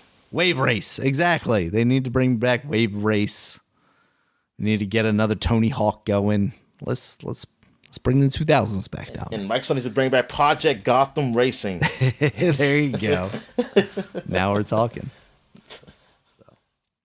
All right, we do have some new releases from these past couple of weeks. Got Grounded, the hot, formerly Microsoft exclusive game, now out on Nintendo Switch, PS4, and PS5. Check that out now. We got Harold Halibut, which you mentioned earlier. That's out on PC, PS5, Xbox, and that is a Game Pass game. So that's probably worth checking out, just if you got the service, why not? Eiyuuden Chronicles 100 Heroes, that's out on PC, PS4, PS5, Xbox One, Xbox Series. You said that one's Game Pass too, right? Yeah. Yeah. And Switch. I think it's Switch. Yeah, I think I said it's on Switch too. Yeah. Tales of Kenzera, Zal, mentioned that earlier. That's out on PC, Nintendo Switch, PS5, Xbox. That's on the PlayStation Plus catalog right now. Another Crab's Treasure, that's out on PC, Nintendo Switch, PS5, Xbox Series X. That game looks kind of all right. The reviews have been, kind of in the 7. Yeah, that's what mid to high 7s. It seems like it could be kind of neat, but nothing spectacular. Sandland, that's out on PC, PS4, PS5, Xbox Series. That's got a 72 on Metacritic right now. That's I was kind of hoping like around an 8. Akira Toriyama art. Like an 80 or something. Yeah. Yeah. Because what is that gameplay wise? Is that like an action looks game? Looks like you get in a tank and shoot things. That's what I'm looking at. Okay. Gotcha. Are you playing as that like goblin looking character? Or is that just okay? Interesting. We got with his old man. Oh, well, I mean, that seems about right. You got Top Spin 2K25. I completely forgot about this game as a series, to be honest with you, Dominic. I was a little That's surprised when I that's the started tennis? seeing this pop up. Yep. Okay. Yeah, Who's on the front of it? That's what I was just going to look up because I think I saw a cover with Serena on it, but I don't know if that's like the special edition one or something like that. It was her and a man, Federer. Yeah, Federer and Serena Williams are on the cover of that. And then, of course, Dominic, we got Stellar Braid. You mentioned watching that earlier. That's getting pretty well reviewed. I mean, that's getting 82 on Metacritic right now, and I would say that's probably higher than I would have expected, to be honest with you. So, seems all right. Sex sells. Sex sells. I started watching a video on IGN of like the different costumes that they've unlocked so far. Yeah. And nothing is as sexy as the first one that, everybody's been showing off. Yeah, I can't wait to those Overwatch porn videos. I can't wait for the really good Stellar Blade ones. That's why you need the PC version now. I understand, Dominic. Now I get it. You gotta rip those models out of there and put them in whatever program you do to do all that. Yep. And apparently give her a penis, because that's what everybody likes now. I mean, everybody's into that. Sometimes you gotta have both, Dominic. Really does seem like that's a trend, doesn't it? Yeah, it really does. I don't know. This was like, hey, chicks and dicks. Everybody's cool with it now. All right, Dominic. So that is all I've got. You got anything else for the people this week? Nah, I think I'm good, man. All right. Thank you guys as always for listening. You can check us out on Twitter. Dominic's at DStallworth5. I'm at Regulus MB. The podcast is at Superpod, SUPAPOD. Superpod.com is the website. It has all of our previous podcasts, as well as links to all the places you can find us, including YouTube, where there's a video version of this podcast, as well as iTunes, Stitcher, YouTube Music, I guess, Spotify, Amazon Podcasts. Pretty much anywhere you can find a podcast, you can find us there. And until next time, guys, we'll talk to you later. All right, see you.